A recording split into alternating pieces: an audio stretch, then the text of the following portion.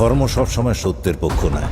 2 বছর পর আজ পর্দায় ফিরেছেন টলিউডের জনপ্রিয় অভিনেতা জিৎ। দীর্ঘদিন পর প্রেক্ষাগৃহে তার নতুন সিনেমা আসায় ভক্তদের মধ্যেও তৈরি হয়েছে বাড়তি আগ্রহ। আজকে প্রেক্ষাগৃহে একযোগে মুক্তি পাচ্ছে পরিচালক পথিকৃৎ বসুর কেউ বলে বিপ্লবী, কেউ বলে ডাকাত সিনেমাটি। অনন্ত বিপ্লব করে ভবিষ্যৎ প্রজন্মের জন্য। টলিউডে জিতের প্রতি বছর অন্তত একটি সিনেমা মুক্তি পাওয়া অনেকটা নিয়মে পরিণত হয়েছিল। তবে সেই ধারায় ছেদ পড়ে গত 2 বছরে। কেন এতদিন সিনেমা থেকে দূরে ছিলেন?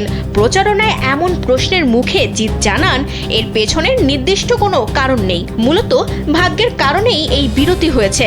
পাশাপাশি গত 2 বছরে এমন কোনো চিত্রনাট্য পাননি যা তাকে সত্যিকার অর্থে আগ্রহী করতে পেরেছে।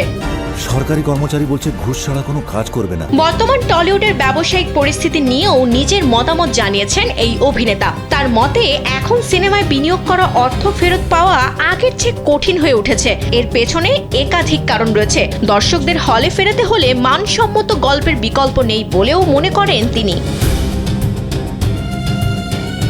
ভারতের কালজয়ী বিপ্লবী অনন্ত সিং এর জীবন ও সংগ্রামের ঘটনা অবলম্বনে নির্মিত হয়েছে কেউ বলে বিপ্লবী, কেউ বলে ডাকাত। সিনেমাটিতে অনন্ত সিং এর চরিত্রে অভিনয় করেছেন জিৎ। গল্পের প্রয়োজনে এই চরিত্রে তাকে দেখা যাবে একাধিক ভিন্ন সাজ ও লুকে। পথিকৃৎ বসু পরিচালিত সিনেমাটিতে জিতের সঙ্গে আরও অভিনয় করেছেন টোটা রায়চৌধুরী, কৌশিক সেন, রজতাভ দত্ত, চন্দন সেন, প্রিয়াঙ্কা সরকার সহ আরো অনেকে।